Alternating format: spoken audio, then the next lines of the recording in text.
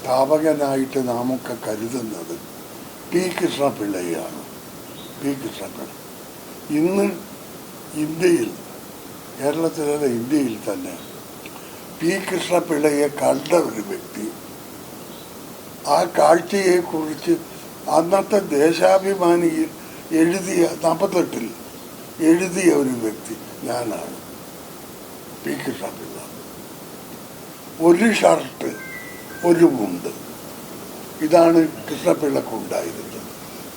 ഒരു ഷർട്ട് ഒരു മുണ്ട്. പോകുന്ന ദിക്കിൽ രാത്രി അദ്ദേഹം തന്നെ ഉറങ്ങുന്നതിന് മുൻപ് ഈ മുണ്ടും ഷർട്ടും കുത്തി തിരുമ്പി പിഴിഞ്ഞ് ആറിയിടും. പിറ്റേന്ന് രാവിലെ അത് ഉണങ്ങിയാലും ഉണങ്ങിയിട്ടില്ല അതും ഉടുത്തിട്ടാണ് പോകുന്നത്. ഖദറാണ്. 48 ഞാൻ കണ്ടത്. 48 ഞാൻ കണ്ട് ഒരു 3 മാസം കഴിഞ്ഞപ്പോൾ ഈ പാമ്പ് കടി ഏൽക്കുകയും ഉണ്ടായി. കൃഷ്ണപിള്ളയുടെ ജീവിതം അതിലും ലാളിത്യമുള്ള ഒരു ജീവിതം സങ്കല്പിക്കാൻ കഴിയില്ല. ഇന്ന് ഏതെങ്കിലും ഒരു പാർട്ടിയിലെ ഒരു നേതാവ് ഏതെങ്കിലും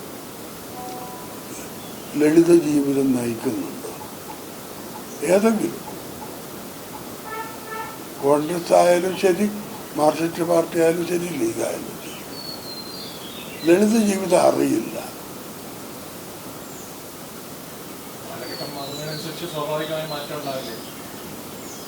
അങ്ങനെ എല്ലാത്തിനും അമ്മേനെ അടിക്കുമ്പോൾ നാട്ടിൽ നിന്ന് എത്രയോ ആൾ അടിക്കുന്നുണ്ട്, കൊല്ലുന്നുണ്ട്. നാട്ടിലുള്ള മാറ്റമല്ലേ എന്നും പറഞ്ഞ് അമ്മേനെ കൊല്ലാൻ കഴിയും, അടിക്കാൻ കഴിയും. പത്രങ്ങളിൽ വായിക്കുന്നില്ലേ മക്കൾ?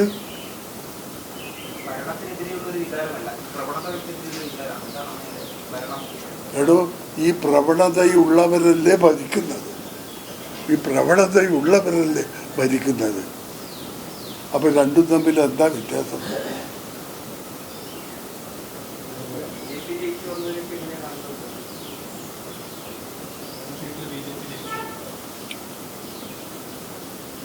ആപൽ സൂചന.